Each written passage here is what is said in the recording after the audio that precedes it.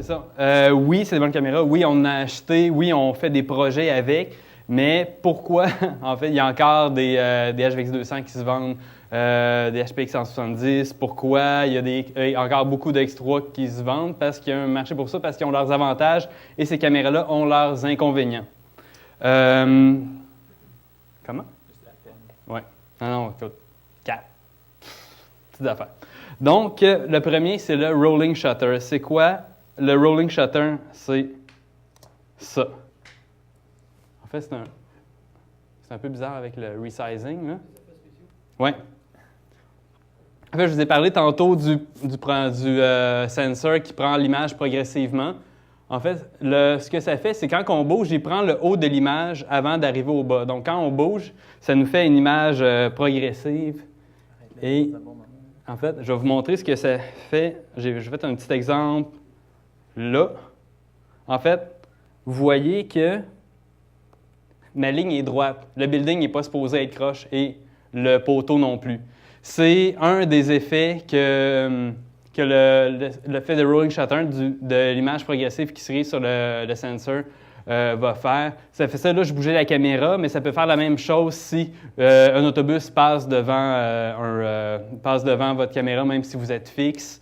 Des choses comme ça. Si quelque chose est gros et va vite et a des lignes verticales, vous allez voir que les lignes vont pencher.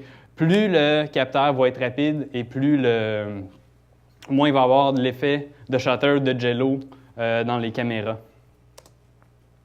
La solution, oui, c'est ça, c'est d'aller avec des capteurs plus rapides.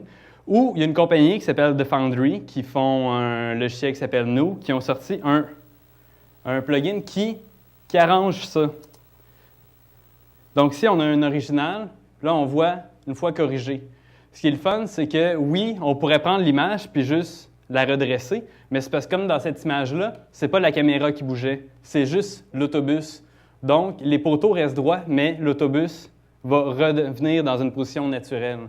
Fait que c'est un des plugins pour faire ça. Oui, c'est possible de le faire à la main. Ça, il a été conçu pour travailler avec ce genre de caméra-là. Des avantages audio. OK, là, je vais vous montrer quelque chose. Là. Okay. Ça, ici, là, c'est mon micro. Okay. On voit 4 petits points, là.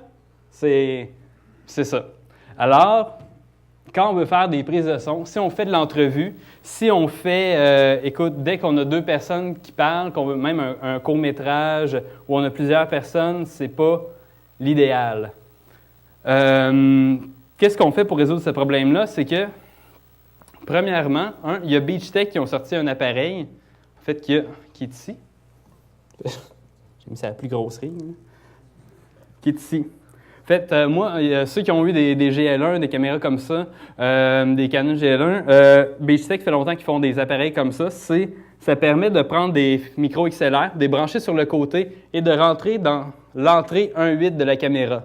Donc, à la place d'enregistrer mon audio en mono par le petit micro qui est là, je peux soit brancher des micros, des shotguns, la sortie d'un mixeur dedans. Je peux voir ici, si je le mets à on, que j'ai des VU. Fait que je peux monitorer mon audio. En plus, ou sinon, je peux même envoyer du phantom power à mes micros. J'ai une prise d'écouteur, ce qu'il n'y a pas sur des caméras comme ça. Il n'y a pas de prise d'écouteur, donc j'ai une prise d'écouteur avec un volume aussi pour les écouteurs. L'autre avantage, c'est que ce modèle-là est fait expressément pour la 7D et la 5D. Pourquoi pour ces caméras-là? Parce que Canon, ils ont dit, c'est le fun, on va mettre un micro, parce qu'on va faire la vidéo. Aussi, si on dit, on ne mettra pas de manette pour ajuster le son pour le gain. On va mettre un gain automatique. Ça peut être le fun, mais quand on enregistre une soirée comme ce soir où je parle, une caméra comme ça, comment ça va réagir? C'est que tant que je parle, ça va garder son niveau de gain. Dès que j'arrête de parler, ça va remonter son gain automatiquement pour rattraper le niveau de son. Donc, quand on a un bruit de fond, dès que j'arrête de parler, le bruit de fond va monter. Et quand je vais recommencer à parler, ça va prendre un petit bout de temps avant que ça redescende, fait que je peux avoir des pics de distorsion. Ce que le DXA5D fait, c'est qu'il envoie constamment un tone à 20 kHz. qu'on n'entend pas si on n'a pas en bas d'1 an. Donc, ce que ça fait, c'est que ça envoie toujours un ton. Donc, la caméra croit toujours qu'elle reçoit un signal stable. Donc, ça désactive le gain automatique. Fait qu'à partir de ce moment-là, ben, je peux jouer avec mes gains et l'ajuster comme je veux et je n'ai pas besoin de me battre contre le gain automatique. Ou sinon, ben, il y a des micros qui peuvent se brancher dedans. Il y a d'autres caméras comme des Nikon, eux autres, qui n'ont pas de gain automatique. Fait qu'on peut prendre un micro comme ça, un Rode, qui a aussi une prise 1.8. Il y a un modèle shotgun, il y a un modèle stéréo qui se branche dans la caméra, puis on va avoir un bien meilleur son qu'avec le micro intégré. Oui? Oui, je vais vous montrer tantôt comment, en fait, ceux qui étaient là au PostNap, j'ai montré, il y a un tutoriel sur Final Cut Montréal, si vous voulez aller le voir, et j'ai même fait un preset pour Compressor pour l'enlever. Si vous voulez aller sur le site de Final Cut Montréal ou sur mon site, c'est un droplet, vous prenez, vous allez voir tantôt, vous glissez vos affaires dessus. Ou vous pouvez le laisser ça au gars de son pour qu'il s'arrange avec. Mais vous allez voir la différence que ça fait tantôt. C'est plus pratique pour travailler si on l'enlève. Ça fait 2 canaux? Ça fait 2 canaux, oui. Ça fait 2 canaux quand on branche le micro dedans. Sinon, ça fait du mono. Ou sinon, on peut carrément y aller en double système avec un appareil comme ça. Lui, c'est le Zoom H4n. C'est un appareil qu'on peut fixer sur le hot shoe de la caméra. Il y a un micro stéréo dessus qui prend du XY. Et à partir de là, comme on enregistre sur cet appareil-là, il faut resynchroniser en post-prod. Et c'est pour ça que je suggère fortement Pluralize. Pluralize, c'est un petit logiciel magique que vous prenez vos séquences vidéo, vous les mettez dans un timeline, vous prenez votre audio qui est supposé fitter avec, vous le passez dans Pluralize, vous revenez, puis c'est synchronisé. Donc, puis c'est pas très cher, là, c'est en bas de 200$, ça peut vous sauver vraiment des heures de resynchronisation. Donc, on a le BeachTech, on a le VideoMic, on a le Zoom HCap, puis on a Pluralize. Aussi, en fait, on peut travailler aussi en double système avec des systèmes plus professionnels d'enregistrement sur disque dur, avec des perchistes expérimentés qui ont déjà leur équipement. Donc, on va passer à un autre problème, finalement.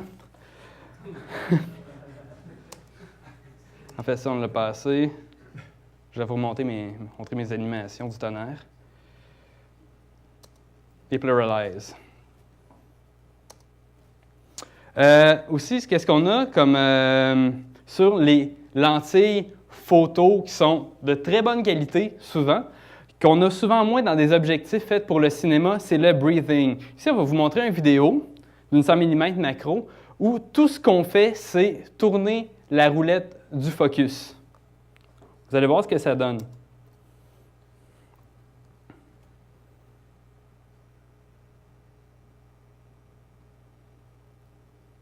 Ici, on a une 24-70 sur laquelle on fait la même chose. Vous voyez, on dirait que la boîte s'est approchée un peu. C'est ça l'effet de breathing. C'est quand on joue avec, si on fait un rack focus, on va avoir l'impression que notre focus change, que la caméra bouge en même temps. Les lentilles cinéma le font beaucoup moins. Il y a certaines lentilles qui, d'après la focale, le font beaucoup moins dans un range particulier. Donc, pour régler ça, pour le limiter en fait, c'est de trouver une lentille qui le fait moins dans le range focal que vous voulez utiliser. Aussi, un des désavantages, c'est la manipulation. C'est pas fait pour faire la vidéo. C'est un appareil photo en premier, ça se tient pour faire la... un peu étouffé. Ça se tient pour faire de la photo. Donc, la forme, juste pour vous montrer... En fait, j'aurais dû prendre... Non, mais je pense que je vais sortir la 5D, ça vaut la peine. Je vais vous remontrer sur le QuickTime. Mon bouton pour enregistrer, il est ici. Donc, c'est pas pratique, surtout quand on a une rig épaule comme ça, qu'on a la caméra ici, puis il faut la contourner pour aller faire record. On perd au moins une seconde à chaque fois qu'on va faire record et qu'on va faire pause. Donc, ça peut être moins pratique. Il y a des remotes pour le faire, mais en fait, les remotes de Canon, c'est des remotes infrarouges, donc il faut que l'œil de la caméra voit le remote qui est en avant. Donc, c'est pas non plus l'idéal. C'est ça, donc la position des boutons. Le focus, en fait, encore là, sur une rig comme ça, on a des rigs comme ça qui ont un follow focus.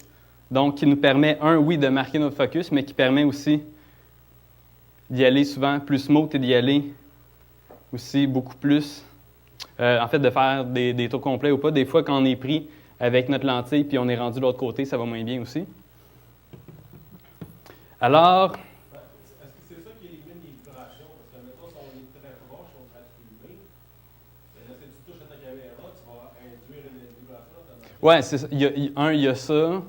Il y a aussi où le poids il est sur ta caméra aussi, que la manière que tu la tiens, tu vas avoir tendance plus à vibrer parce que on s'entend que ma caméra, je la tiens et 90% de son poids est en avant. Là. Fait que ça aussi, c'est facile de shaker. Donc, comment le rendre plus ergonomique? Bien, en fait, je vais revenir en arrière, c'est de prendre souvent des rigs comme ça. Donc ici, on a des rigs épaules que tantôt on va vous présenter en détail. On a celle-là qui est à main, qui a une autre qui est vraiment pour aller dans les endroits qui sont plus restreints, mais pour suivre quelqu'un, pour faire quelque chose de quand même assez stable. Fait que ça, c'est une Red Rock. On a aussi, écoute, on rit de celle-là, là, mais c'est assez efficace, même avec une D90 ou une 7D dessus. Juste le fait de pouvoir tenir le poids contre soi et de ne pas être à bout de bras, désolé, ça aide beaucoup.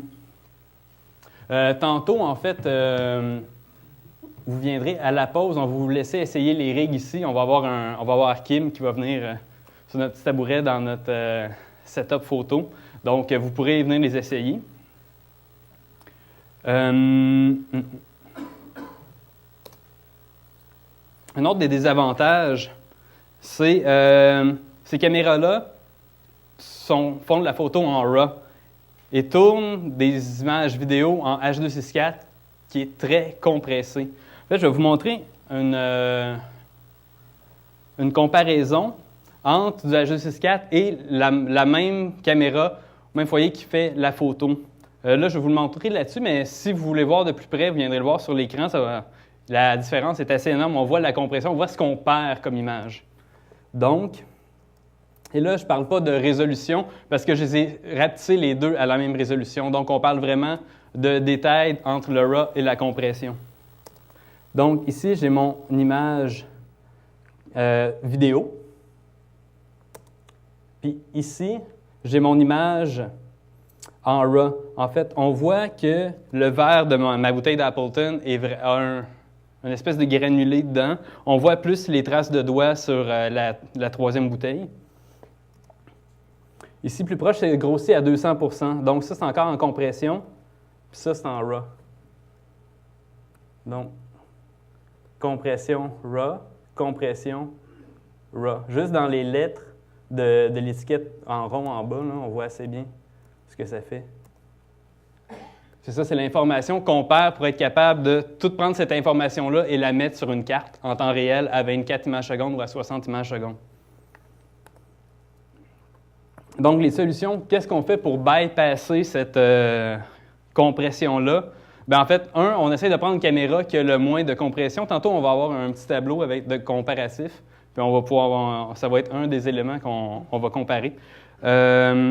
Deux, qu'est-ce qu'on peut faire? C'est on peut enregistrer avec un autre appareil.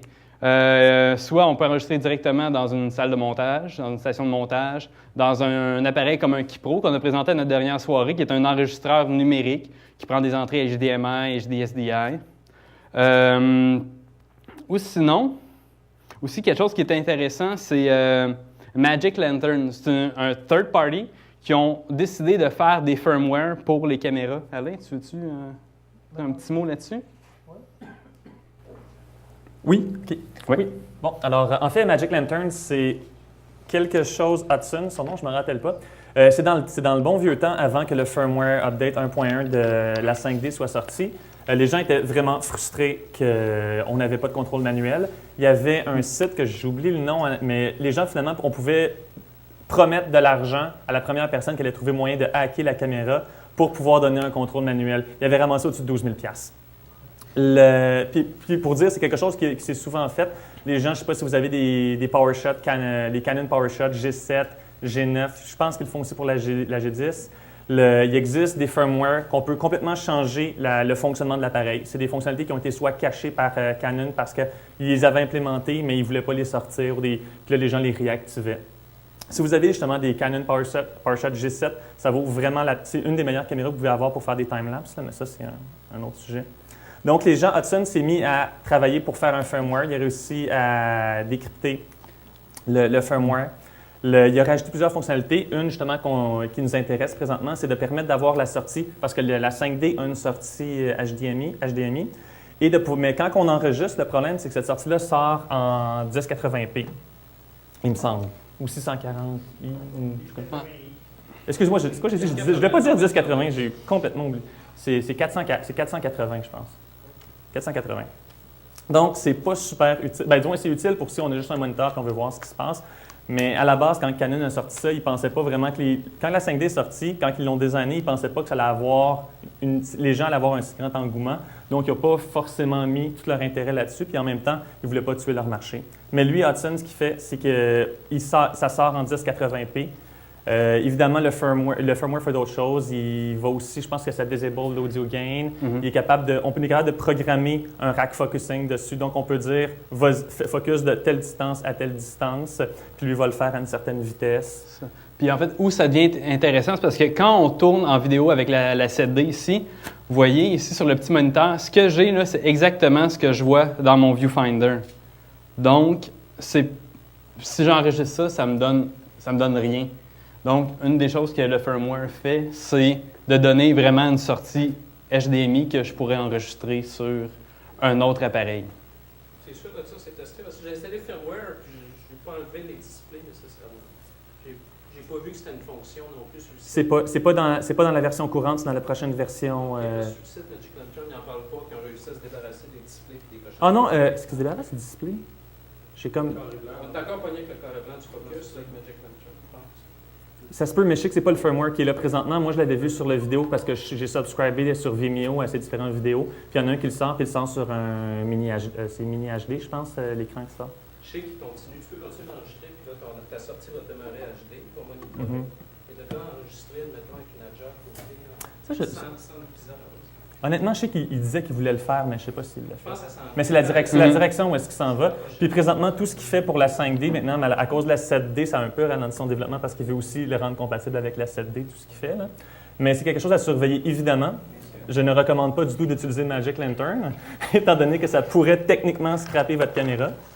En fait, dans les faits, il n'y a personne qui n'a jamais eu de problème en installant le firmware. Par contre, le seul cas, puis puisque ça m'est presque arrivé, je peux vous dire que ça peut être un peu chiant, c'est si vous avez installé le firmware, puis votre caméra brise, puis vous la retournez chez Canon, probablement qu'ils ne vont pas vouloir la réparer. Moi, ça m'est presque arrivé, c'est pour ça que je vous dis ça.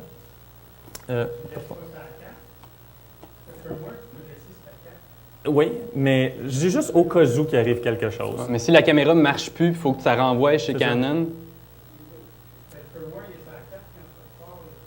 Elle le reload à chaque fois? Oui, il le reload à chaque fois. La caméra n'est jamais updatée. Mais tu sais, genre, juste au cas, je parle juste de jouer safe, là, pour les gens qui veulent jouer safe, au cas où. Ça vaut quand même 3200$ la caméra. Donc, sinon, si vous avez des problèmes de compression, de bruit, puis ça fait aussi pour les travailleurs en ISO, on peut essayer de l'enlever encore là avec des logiciels, soit avec Color ou avec des plugins comme Neat qui se font pour After Effects, pour Final Cut. Peux-tu soulever un problème dont tu n'as pas mentionné? L'affaire la plus décevante, je trouve, c'est que tu pars d'un quoi 12 mégapixels à 5 puis elle essaie de faire un downscaling à 2 mégapixels en temps réel. Ouais. Ça, dans Photoshop, faire un bon scaling, ça prend 2 secondes de machine, tout ça. Ouais. Faut pas que tu penses que ta caméra va faire ça 30 fois par seconde. Effectivement. Il y a une grosse perte dans le downscaling. Ouais. Ça, c'est décevant. Ouais. En fait, c'est... Pas de solution. Ben, en fait... C'est ce qu'elle fait. Elle fait un downscaling. Ben, en fait, dans ce cas-là, on peut aller sur une RED qui va le faire. Des fois, il croppe le capteur, il fait un vrai capteur adapté à 720 pixels. C'est ça. Mais dans ce cas-là, on perd notre depth of field, ce qu'on disait tantôt. c'est ça.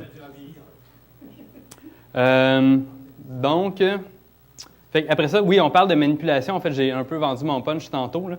Mais ici, on a un petit comparatif d'à peu près où se trouve le centre de gravité. En fait, où se trouve le centre de gravité sur nos caméras. On voit que sur la première, qui est une 7D en haut, tout le poids est en avant, tandis que les autres sont assez bien centrés. En fait, de l'autre côté, on a la poignée, puis c'est assez centré sur la poignée. En fait, c'est un peu la slide qu'on oubliait d'enlever tantôt, que j'avais mis là, finalement. Je dis la même chose. Désolé. En fait, on serait rendu à vous montrer le comparatif qu'on a fait sur le tableau entre la 5D Mark II, la 7D, la D90, la D300S, la GH1 et la EP1. Donc, je vais laisser Alain faire ça comme c'est lui qui l'a fait. En fait, ce qu'on voit à l'écran là, c'est les caméras que nous, on a eues pour tester. Mais il y en existe d'autres. C'est plus ça que je voulais dire. Puis ici, dans le tableau, on a mis les absents notables, c'est la D3S et la 1D Mark IV, parce qu'ils ne sont pas encore sortis. Ça, ce que vous avez ici, c'est ce que vous pouvez acheter présentement. Bon, ce qui a été highlighté, c'est à chaque fois, dans chaque catégorie, c'est lequel qu'on pourrait dire qui se distingue particulièrement des autres de façon positive. Donc, on voit présentement la 5D, c'est le seul boîtier qui est encore full frame. Donc, celui il va avoir un crop de une fois. Donc, quand vous mettez, pour les gens qui veulent shooter avec des wide angle, ben, c'est le seul boîtier pour l'instant qui fait la job. Pour la photo encore, c'est celui qui a le plus de mégapixels. Par contre, quand on va vers les petites affaires comme ça, qu'on n'arrête pas de pointer, ils ont l'autofocus qui fonctionne très bien, surtout aussi la Lumix. L'autofocus va très bien. Donc, on peut se dire, l'autofocus, c'est pas super hot, mais ça commence à devenir super intéressant quand vous voulez monter le boîtier sur une Steadicam. Parce que sur une Steadicam, par définition, on ne peut pas toucher à la caméra pour essayer de faire le focus avec le follow focus. Par rapport aux différents codecs, on va en reparler plus tard. Dans le bitrate, ceux qui ont le plus haut bitrate, c'est la 7D et la 5D. Je ne sais pas pourquoi que la 7D, son bitrate est si haut que ça. C'est probablement quand elle filme en 60p. Parce que je ne pense pas l'image à la base, il me semble, n'est pas vraiment plus belle que la 5D. Oh, oui. Oui? OK, bon. J'ai pas de 7D. Par contre, l'élément le plus important peut-être du tableau, puis qui rend pourquoi que la 7D est si populaire que ça présentement, c'est qu'elle est capable de shooter en plein format à pleine vitesse. Elle est capable de faire du 24, 25, du 30 frames secondes en 1080, puis en 720p, elle va faire du 50 ou du 60. Elle peut faire du SD aussi. Donc, vous pourrez vous approcher, les voir. Je vais juste commencer. En fait, on vous a montré un peu les rigs. En fait, Alain, tu veux-tu prendre la Marksman? Celle-là, on l'a montré. En fait, ici, on a une rig une Zacuto qui est une Marksman, qui a un look un peu spécial, là, mais qui est hautement, qui est hautement efficace. Là. Quand il y a une caméra dessus, on la tient. Quand vous avez votre caméra, vous pouvez la laisser sur votre épaule sans les mains, elle va tenir. On a un gros poids en arrière, puis on voit, en fait, cette rig-là, comme la rig que j'ai ici, le problème avec les DSLR, c'est qu'il faut décentrer la caméra. Donc, c'est pour ça que vous voyez que j'ai mon axe ici, puis ma caméra est à côté, parce qu'on regarde au centre de la caméra. C'est pas comme une HVX 200 où il y a un œilleton dans lequel on peut regarder. T'es-tu confortable, Alain? Tu l'aimes-tu? Je l'aime. Bon. Je l'apprécie. Voilà. Merci. Aussi, on a, comme je vous ai montré tantôt, ici, on a une de Zacuto qui s'appelle la Captain Stubbin, qui a été désignée par le directeur photo qui a fait le film qu'on va voir tantôt, qui a été faite pour travailler avec des DSLR et qui permet de prendre la caméra, d'avoir une meilleure pointe dessus et de la prendre sur son centre de gravité, et en plus d'avoir un follow focus. Tu l'échappes pas quand tu peux aller sur ton déclencheur? Non, parce qu'il est juste ici. Oui?